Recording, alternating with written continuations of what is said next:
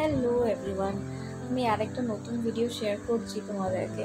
কিছুই না, আমার ডেইলি লাইফের কী কী করি আমি সারাদিন সেটাই আমি শেয়ার করবো। তো সারাদিন তো চলে গেছে, এখন বাজে তোমার ওই 2টো মতো। তো ও খেতে এসেছিল, খেতে খাওয়া হয়ে গেছে, তো ও এখন আবার বেরোবে সেই অফিসের কাজে। তো আমি ওকে বললাম যে আমাদের ওই রাস্তাটা যেটা আমাদের ফ্ল্যাট থেকে দেখা যায় সেই রাস্তাটা দিয়ে যেতে। তো আজকে সেই রাস্তাটা দিয়েই ও যাবে ঠিক করেছে, যাতে আমিও তোমাদের শেয়ার করতে পারি যে আমাদের এখান থেকে দেখা যায় ওকে কিভাবে।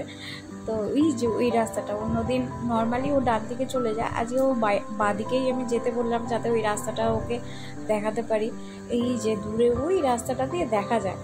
তো এখনও মানে মিনিট মিনিট কত সেকেন্ড হয়তো লাগবে, মিনিট না সেকেন্ড লাগবে তো ওই জায়গাটায় আসতে।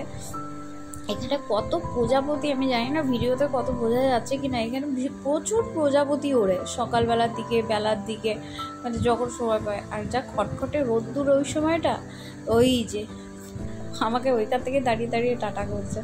যাই হোক, অত দূর থেকে আমাকে দেখতে পায়, আমি তো দেখতে পাচ্ছি এখানে দাঁড়িয়ে, কারণ ওখানে তো ফাঁকা।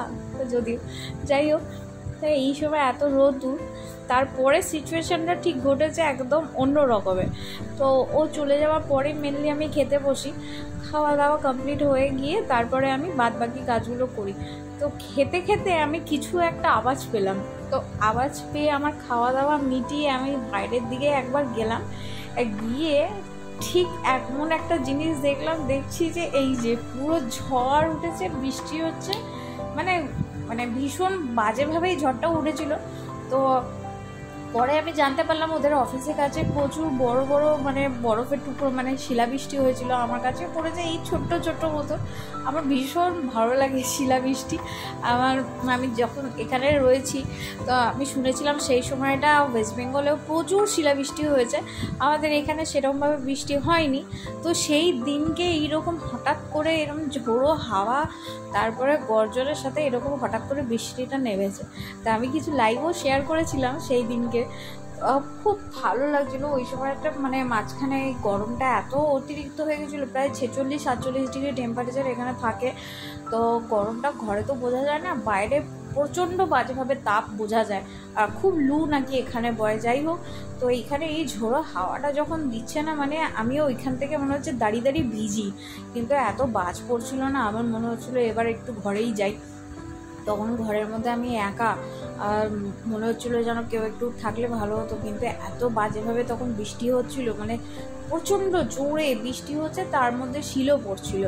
আমি এই বছরে এইবার মানে শিলা বৃষ্টি আমি অনেক দিন আগে দেখেছি, অনেক ছোটোবেলায়। এই প্রথমবার আবার এখানে এসে দেখতে পেলাম শিলা বৃষ্টি। বলতে ওই ছোট ছোট একটু টুকরো পেয়েছি, এর থেকে বেশি কিছু টুকরো আমি পাইনি। তো বাইরেটা আমি অনেকক্ষণ দাঁড়িয়েছিলাম, বেশ ভালো লাগছিলো, একদম ঠান্ডা ওয়েদার হয়ে গেছিলো, কারণ মেঘ বৃষ্টি এই সময়টা মানে প্রাকৃতিক আবহাওয়াটাই পুরো অন্যরকম হয়ে যায়। বলে না, কথায় বলে যতক্ষণ না প্রকৃতি ঠান্ডা হচ্ছে ততক্ষণ কিছু ঠান্ডা হয় না। যাই হোক, একটু স্বস্তির বৃষ্টি আমাদের এখানে পড়েছিল। অতিরিক্ত গরম হচ্ছিল, কারণ অতিরিক্ত গরম এতটাই, এখানে তো ঘাম হয় না বলে গরমের ভাবটা অতটাও বোঝা যায় না। চলো টাটা, আবার নিয়ে আসবো নতুন আরেকটা ভিডিও। বাই।